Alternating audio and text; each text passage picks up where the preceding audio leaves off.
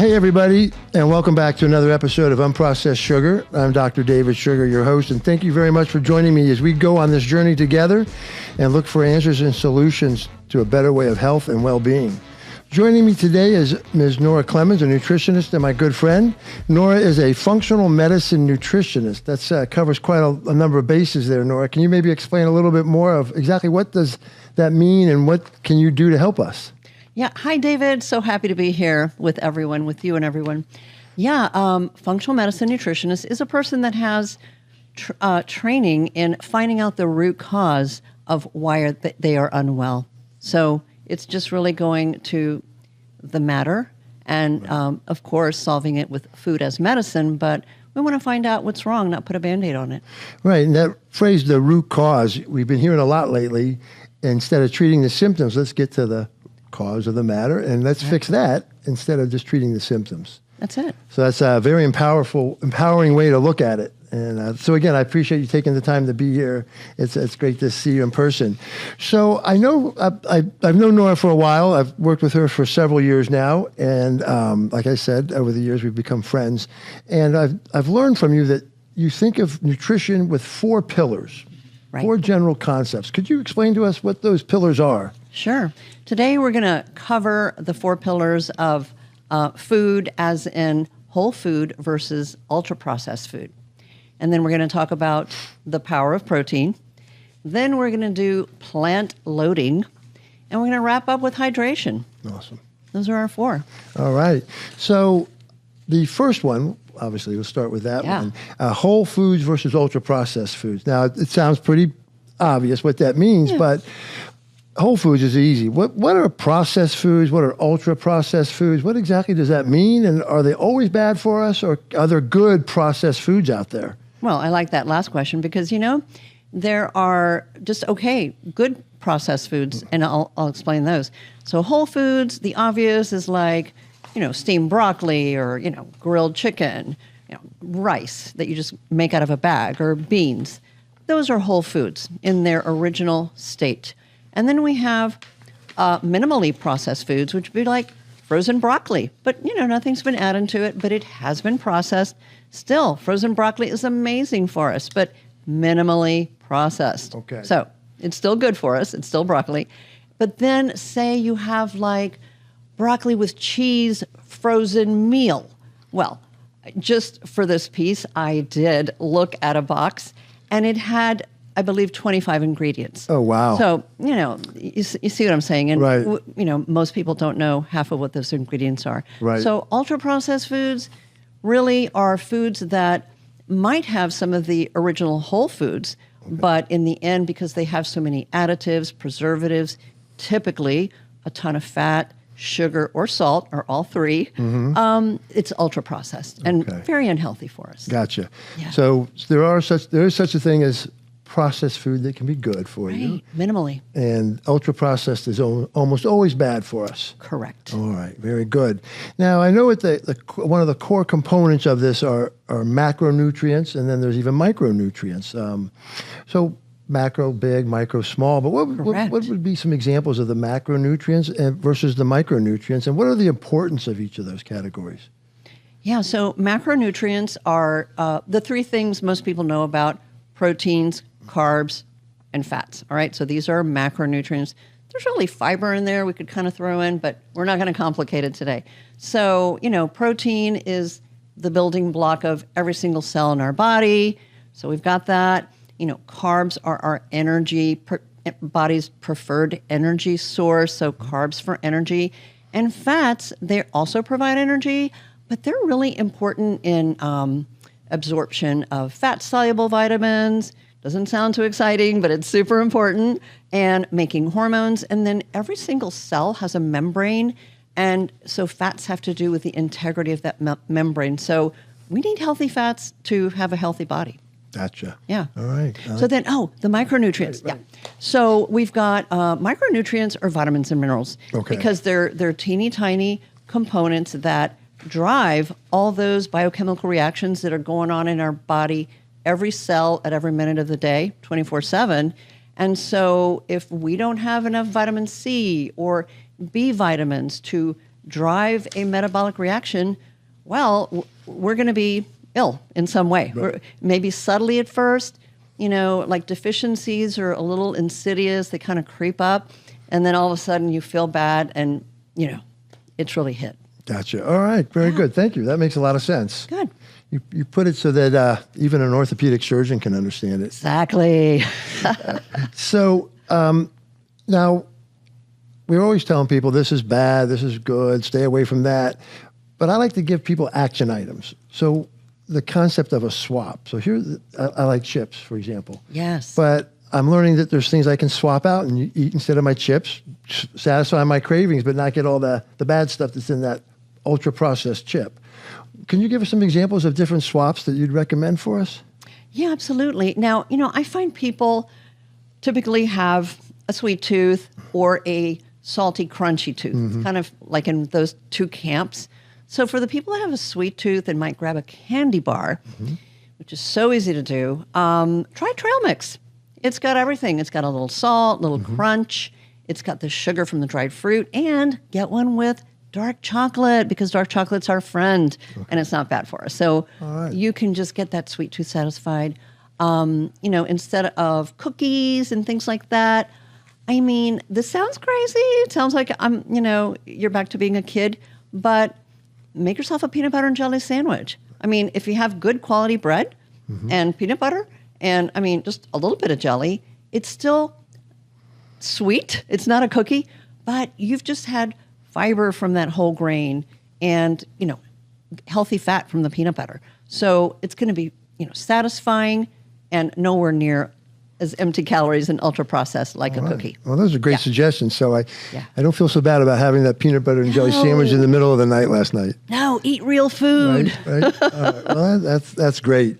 Now, Can I add one more please, thing? Of course. I wanted to hit on swaps for beverages because, we're I like my beverage to taste like something society. I feel like, I hear a lot of complaints, I just don't like the taste of water.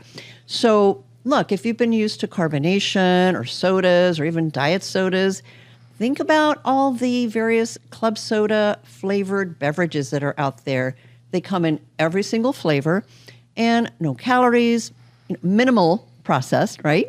And, it satisfies that carbonation and it's got a flavor. So you can hydrate, not get the sugar, and much, much healthier. Nice. I'm a real big soda water, plain old soda water. It's got a little bit of salty to it, the bubbly. Yes. I like the feel, the texture of it. So it's pretty satisfying. But I do sometimes put a little bit of orange juice in there. Perfect. Not too much. Yeah. Ounce or two. It gives it a little bit of flavor and some contrast. Yep. I'm not getting too much sugar. No, you're not. Right. 1 to 2 ounces of like a little squirt of fruit juice. Okay, great. All day long. Great. Yeah. All right, good. Perfect. I was starting to put a little cranberry juice in it, and then I looked at how much sugar is in the serving of cranberry juice, Right. and that was crazy high. Interesting. It reminded me of some drinks we were having. They weren't just flavored water; they were like a blood orange drink. And, Right. 29 grams of sugar. Wow. 25 of it were added sugar. Wow. That means they're just taking a spoonful of sugar Right. and dumping it in there, basically. Right. And as we've learned, sugar is such a major cause of the inflammation in our body. It really is. Which is the major cause of all the disease processes. Not the major, but one of the major causes, if not the major cause. Undoubtedly. Right. All right. That's good stuff. And I like how you gave us something to take home that okay, I can do this today. Food swaps. Right? Yeah. It doesn't even have to be painful. No. Or a sacrifice, really. I mean, trail awesome. mix is delicious. Peanut butter and jelly. Right. Grew up on it. It's still yummy. Exactly.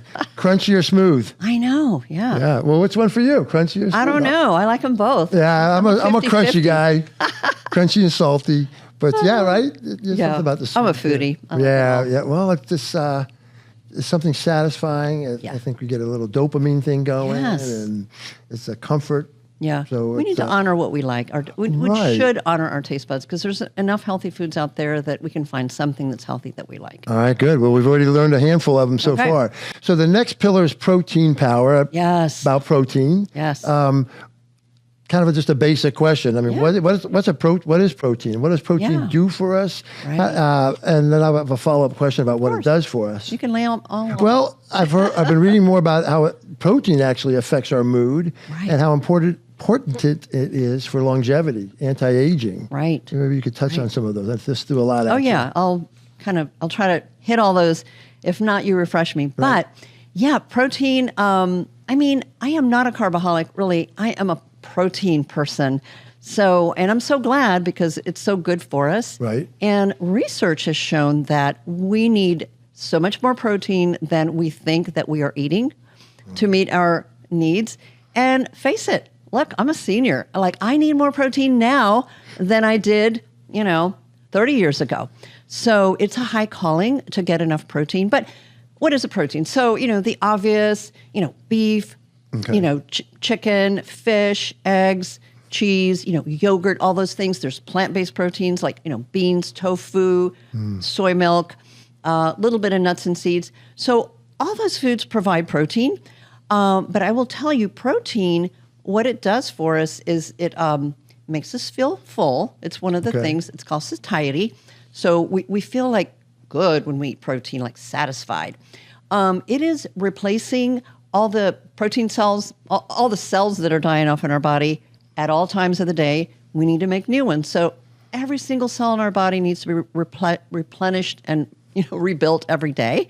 And so we're consuming protein so that we can maintain our skeletal muscle, our organs, our blood, skin, hair, you get it, like everything. So getting to mood, research has shown that when people that tend to have anxiety or mood issues, one of the reasons that is out of control could be due to, lack of micronutrients for sure, vitamins, the B vitamins, but not enough protein. You're not going to have enough building blocks to make those actual brain brain chemicals, the neurotransmitters, the dopamine and the serotonin. Right. Okay. So how can you be happy? How can you be like, I feel good when you don't have those neurochemicals? Okay. And you cannot make them without protein. So protein is your answer. All pervasive. I mean, it really touches all these different aspects. Yeah. Well, we need it. So you were talking about different sources of protein, and what about someone who's a vegetarian or a vegan? Yeah. It seems like it'd be a little more challenging for them to get enough protein, but you mentioned several things: beans, lentils, nuts. Yeah. So it's there, tofu. Yep. But it just takes maybe a little more work, a little more preparation. Well, for sure. I mean, all those things you mentioned, like, you have to prepare beans and so forth, and cook tofu into your meals. And look, I mean, I think vegetarians, by and large, are up for the challenge of cooking and making meals for themselves. But they really have to be super mathematical about it and know the protein count of these various protein sources. Their vegetarian protein sources that we mentioned, and know how much of it per meal they have to eat, so that by the end of the day, they have consumed, X amount of all these high protein plant foods for every meal. And I will tell you that it is volume. So if you're a good vegetarian and if you're really meeting your protein needs the way you should, and you will be eating a high volume of food. But look, these are all whole foods. They're not necessarily caloric. It's not like you're going to be overweight, but just prepare to adapt your stomach for a volume meal, because you can't get enough protein with, a half a cup of rice and a half cup of, beans and, 2 or 3 little chunks of tofu. You have to really lay it in there. Yeah. Okay, that's great stuff. Yeah. Now, how much protein should we be taking a day? And is there a difference? You mentioned as we get older, we need a little more.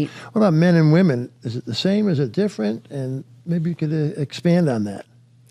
Yeah, so it's not technically so much of a male, female, like a gender component, but it's much more so a body weight. So look, if you're, a 200-pound man versus a 120-pound woman, the man will definitely need more protein just because there's more skeletal muscle. So you're going to really have to supply more protein to maintain more skeletal protein, muscle. That's that. But the new research is a little mind-blowing, I will tell you, because the current guidelines say something like 0.8 grams of protein per kilogram of body weight, which is, I know, a little mathematical equation. You have to divide your pounds by 2.2 to get kilograms, but that's a really low amount of protein. For example, For a woman my size, that would be, I think, around 50 or 60 grams of protein. Oh, boy. Now, I eat, on a good day, 80 to 90 if I'm trying. And if I'm really trying, I will exceed 100 because that is really the new science, says that I need to eat that much. So that's quite a bit more than what had been lot. taught in the past. I calculated it just to kind of be ready for, us talking about this. And it turns out that it's 1.5 grams of protein per kilogram of my body weight versus 0.8. So that is a double. Right. It's like double, right? Okay, good. Well, so I know that we haven't mentioned anything about supplements yet, but for me, about the only way I can get enough protein in a day is by supplementing it.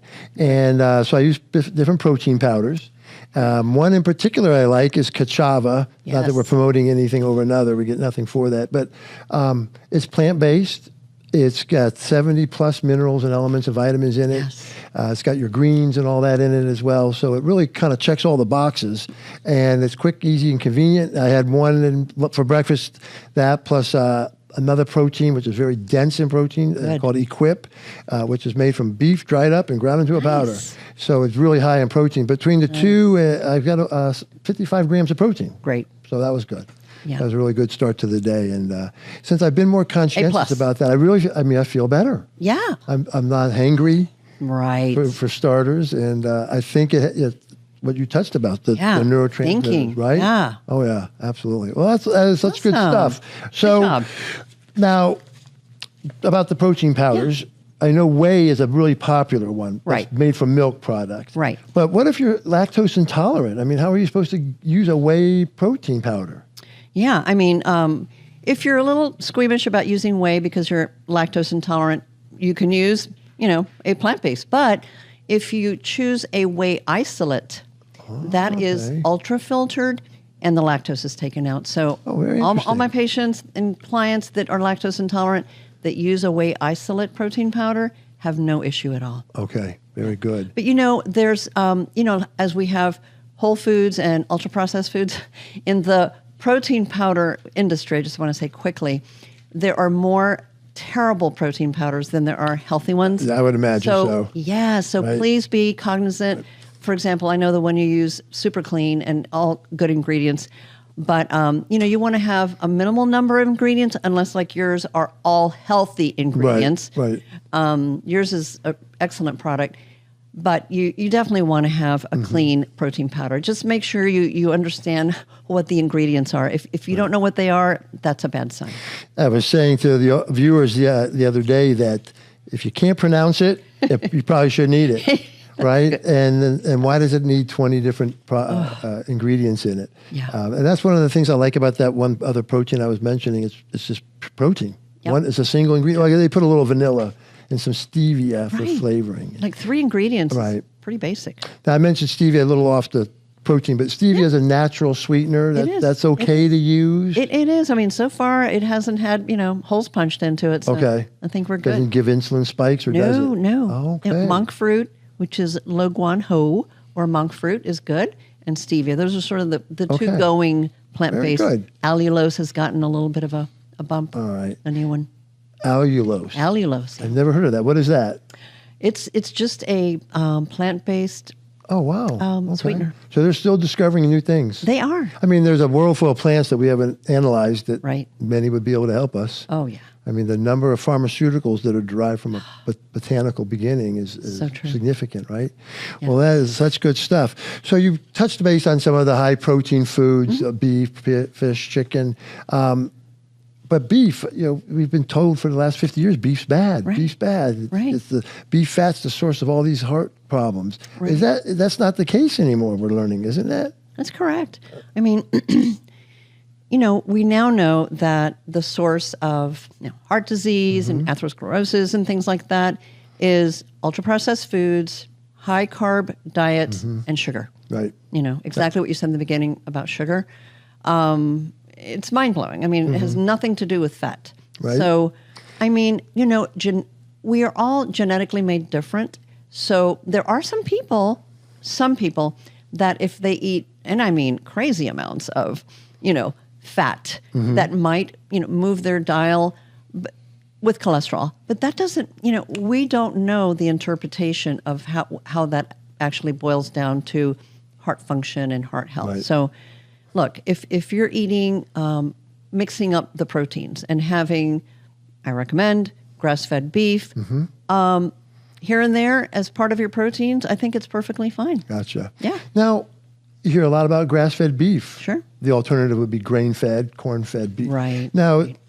what's the worry if you're using non-grass-fed beef or the grain-fed, corn-fed, or whatever it may be? Why are we worried about getting that grain-fed beef? Yeah. Well, the pesticides and those kinds of things that have been, the corn, for example, Right. the grain has been grown with, comes to the cow. Right. And now the cow is eating grain that is not clean, Right. that has pesticides in it. Right. So now, it's in the muscle of the Okay. cow. So, That basic, really. everything gets the passed basic. on. And probably non-GMO corn, Right. genetically manipulated and modified. And, Yes. we Yes. could go on and on and on. Yes. So, there's a lot of trickery especially with eggs, free range and, Oh, right. but that just means they're in a big barn. Yeah. Indoors. Doesn't And mean they're actually, outside playing. there's a definition of how many square feet you have to allot, however many chickens you have, to be called free range. And I'm scared I to hear did the answer. read that it's a ridiculously small amount. So, like, none of us who are animal lovers would be Right. pleased with what those guidelines are. So, don't be deluded that Right. cage-free is really lovely for the chicken. Right. There you go. Right. Not that we're putting a little plug for that stuff in, but all right. Well, that's all good, useful facts that we can take home and Think put into about. motion Yeah. today, right? Yeah, absolutely. I love it. I absolutely love it. All right. I think we can go on the plant. You think? Yeah. Okay, good. Let's load up with some plants. So right, there you go. So the third pillar is Yes. plant loading. Now, it sounds pretty obvious. Plant loading, does that just mean eat a lot of plants? Eat a lot That's of it. vegetables? That is it. And I mean, if any of the listeners and viewers are watching what's going on in social media and some of the trends, there's this trend now for fiber maxing. So that's a new term. Okay. But I mean, look, I just came up with plant loading because I like the idea of, if you're moving, you've got the moving truck and you load up that moving truck from the very back and you put the first set of boxes. So that means that if you're not a plant eater, initially you're going to say, all right, I'm not eating enough vegetables. I'm going to start by having, let's just say, one salad a day. So that's the first load of the truck in the back, plant loading. Okay. Then, after you've gotten that into your repertoire, you can say, all right, I'm going to add a vegetable for my dinner. You can keep it super easy and just do frozen vegetables because we said that's minimally processed and good. Or you can roast a big sheet pan of vegetables and have leftovers and eat them over and over again until they're gone. But so now you've got 2 vegetable servings a day. So now, we're loading up that truck with a little more plants. We never want to eat too much fiber all at once because our digestive system will not thank us. Unless we want to be made to sleep on the couch. Yes. Or, other terrible Right. things. So, so we really want to, over time, load that truck up so that this might be lofty, but every meal you're getting. Okay. So look. Something every meal. You could grab Right. a little bit of spinach, throw it into your shake in the morning, and you could check off that box. I just had plants in my shake. But I know yours has extra, Right. Right. But I don't want all my meals to be this shake. So I'm working towards more whole foods. Right. Because I know that the digestion process starts in our mouth with chewing. There are Yes. enzymes that are released to begin to break the food down. So it's important to chew your food. Yes. I'm just always in a hurry, so I got to drink well, my food. true. But we should sip our Right? shake. There you go. Or Sip not. it. There you go. Anyway. Okay. So try to have something every meal. Yeah. Nice goal. It's a Well, goal. how much do I need to have, though? I mean, I have a plate of food. How much should be vegetables? Yeah, and this is so easy. I love this. Half your plate should be vegetables. So All think right, of a good. plate. Yeah. I like how you keep it so straightforward and Super simple for us. Yes. Yeah, you know your audience, I guess, huh? Not you Keep guys, it me. simple. Gotta keep Right? it simple. Yeah, right? Yes. Oh, that's awesome. Yeah. So are all vegetables created equal? I mean, are there some that are a little better for us, some that are Yeah. more high in antioxidants, or Right. they all can't be equally good? Yeah, no, of course. Now, just keep in mind, generally speaking, the whole plant kingdom, they have, their nutrients, which are called phytonutrients. Okay, right. And these special nutrients, they literally are like the firefighter of our inflammation in our body. So we have our personal fire trucks and firefighters that all the inflammation that's going on in our bodies, which it is, believe it or not, Right. when we're eating vegetables, those phytonutrients go over there and, quench that fire. So with antioxidants, we're constantly fighting inflammation in our body. So if you've got achy joints, if you've got foggy brain, if you've got, any kind of disorder, antioxidants is what's going to help turn some of that around, I can tell you. And antioxidants, do they come from any of the other pillars besides plants, or is it pretty much a plant thing? It is a plant-based thing. All There's right. there are some antioxidants in some of the nuts and seeds and in some of the grains, but primarily it's that plant group. It's the fruits and vegetable group. Okay, good. Yeah. But to your other question, yes. So I think about this. You've got the leafy greens. Okay. Right. So kind of think of a salad bowl. Okay. And spinach, those lettuce, leafy greens, right? Yes, all those. And so those things are going to have their unique nutrients, right? And then we've got the anti-cancer vegetables, Right. And everybody needs that, right? Which is the broccoli, cauliflower, Brussels sprouts, and cabbage family. So that cruciferous group, Okay. that is going to fight cancer, heart disease, Nice. diabetes, chronic illness. And I remember those, I think of cruciferous as crunchy. Yes. They're kind of crunchy. Broccoli, cabbage, cauliflower. Yeah. Now, there's a component or a compound Right. in broccoli, sulforaphane. Sulforaphane. Sulforaphane, thank you. Yes. That's supposed to be good in antioxidant Oh. and potentially preventing cancer. Yeah. So that's not just like urban legend or wives, like gin-soaked raisins. That's a real thing. It's been studied and proven. So really, like we need to, hopefully eat a lot of broccoli. Right. All right. Yeah. Well, that's good. It gives me hope to know that we can change all this. Right. It sounds like, I'm sorry to interrupt. No, we can just, protect ourselves from what's out there. Right. And it sounds like, inflammation really is probably the common denominator, worst bad thing we've got going on. And it's pretty much all self-inflicted. It really is. And it is proven that inflammation is at the root of every single chronic illness. So think about it. If you're eating, fruits and vegetables, antioxidants to quell inflammation, and we're fighting inflammation, it's unlikely that you're going to get, progressive chronic illness. Oh, that's great. Pretty good news. Right? So our plants, and then I know that some certain spices and herbs are good antioxidants, turmeric, curcumin. Absolutely. Right? Things like that. Yeah. All right. Well, very good. So fill yourself up, get healthy, and keep cancer at bay all at once. That's awesome. All right. So we're on to our last pillar, the hydration pillar, obviously, Right. fluids. I'm a big water guy. Yes. I like my Coca-Cola every now and then, but it was not a hard transition. It just kind of stuck my mind to it, and I don't really think I don't miss it every now and then. I'll have a Coke or a sweet tea, but so water's the best. But you mentioned earlier some alternatives. Squeeze a little lemon in it, a little tiny OJ. Can we get any? Well, let me back up. Tell me what the hydration pillar is in general. Let's start with that. I'm sorry, I got ahead of ourselves. Yeah, no, I know. Well, there's so much good questions and Right. things to unpack about hydration.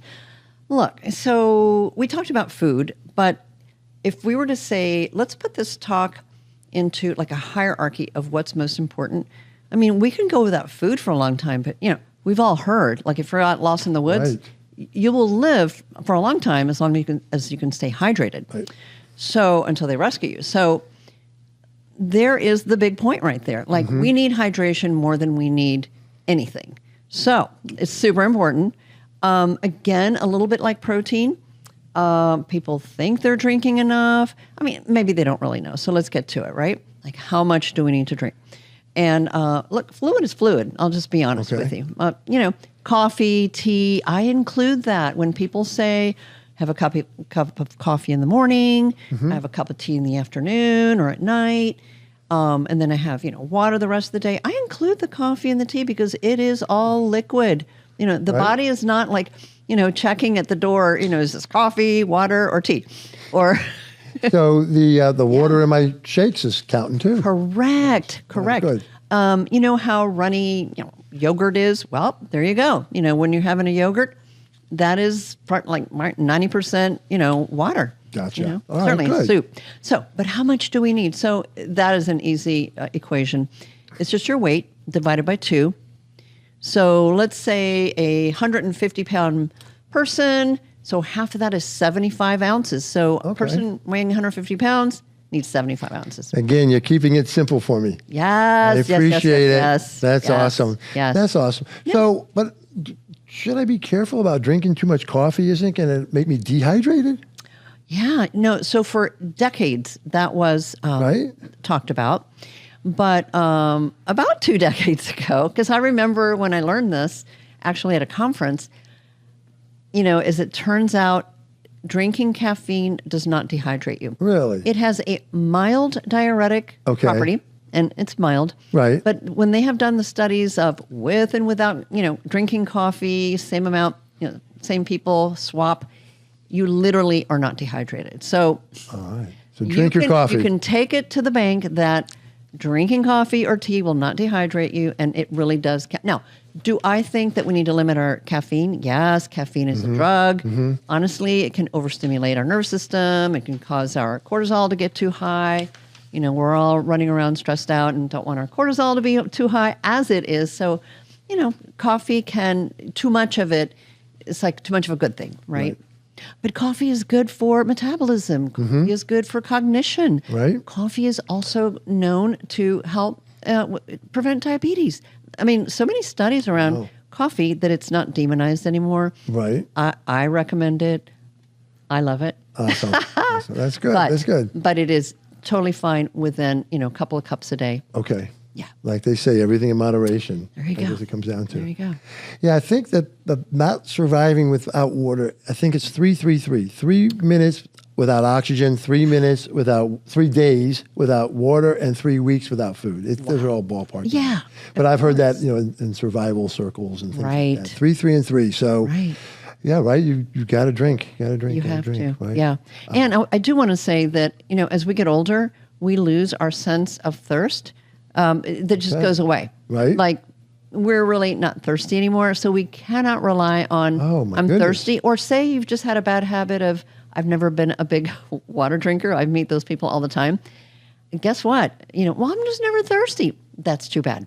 You need to drink anyway. Right, absolutely. And you just, go ahead. I was to ask you, do you have a tip for us? Like, how do I make sure I'm drinking enough water? I don't have to go measure it out every day, or no. You have any good tips? Awful, right? Right? Yeah. No. So, this is my water bottle that I take with me everywhere I go, and I know that it's 20 ounces. So, if I were a person that, I wanted to just kind of figure it out, I'd say, all right, let's just say that I needed 75 ounces for the day, and there's 20 ounces here. So if I fill this, 3 times, I'm going to get 60. If I fill it 4 times, I'm going to get 80. So somewhere between 3 and 4 of these is going to get me in the ballpark of what I need. Gotcha. And let's just say I drink a cup of coffee or tea, I'm good to go. Okay. So automate your calculation, if you would, by deciding that you're going to drink out of a known quantity of fluid. Do the math ahead of time. Right. Once you do the quick calculation, you know what to do, and then it's just a matter of working on the repetition. Gotcha. Yeah. Now, I try to limit my drinking fluids after 6 o'clock in the evening so it doesn't bother my sleep. Yeah. Is it okay if I jam in all my water in the first, from 5 in the morning to 6 in the evening? Not at all. It's okay to do that? Absolutely. Okay, good. Yeah. All right. Yeah. Now, you wouldn't want to get it all in 1 hour, I guess, but over that 12 hours is okay. That'd be tough. Yeah, if I drink past 6 o'clock, I'm getting breaks throughout the evening. So that really breaks it up. And, once again, you made it simple for us, so I really appreciate that. So do you have any, last parting, word of wisdom? But before you do say that, I just want to tell you thank you again for joining me on this. And, we're kind of learning as we go, and that's what this is really all about, the journey that we're on, learning, sharing it with each other, and then really just want to all live better lives. So it means a lot for me for you to take your time to come and join us and impart your wisdom with us. So with that being said, do you have any a parting word of wisdom for us? Oh, wow. No, I think really old cliche. Right. You are what you eat. Right, so right. Eat more whole food, eat more protein, eat a lot of plants, and be sure you're hydrated. There you go. You are what you eat. So don't be cheap, fast, fake, or easy, I guess. That's too, it. Right? Oh, my gosh. Right, awesome. That's the upgraded version. There you go. The 2025 version. Yes. Awesome. Nora, thanks so much. Yeah. And Nora's contact information will be on the website as well as in the credits of this. So please check her out. She's helped me and my family immensely, literally saved my middle son's life after being misdiagnosed for a year. And can't thank you enough for that one. But please check her out and continue to follow us, like, subscribe, and share. Please do. Hopefully you're getting something out of this. And I'm going to leave you with an action item. Water, hydration. Yes.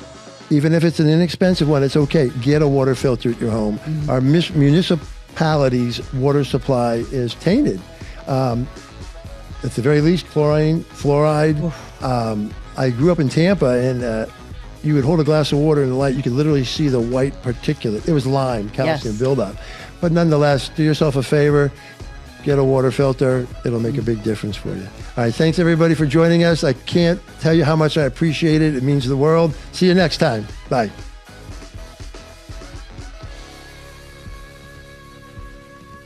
Hi, I'm Dr. David Sugar, a doctor here in Florida, and thank you for joining us on our podcast. A quick note. This is for educational and general information purposes only. Listening to this podcast does not constitute a doctor-patient relationship, and please consult with your own healthcare provider before making any changes to your own care. If you are having a medical emergency, please call 911 or your local emergency number.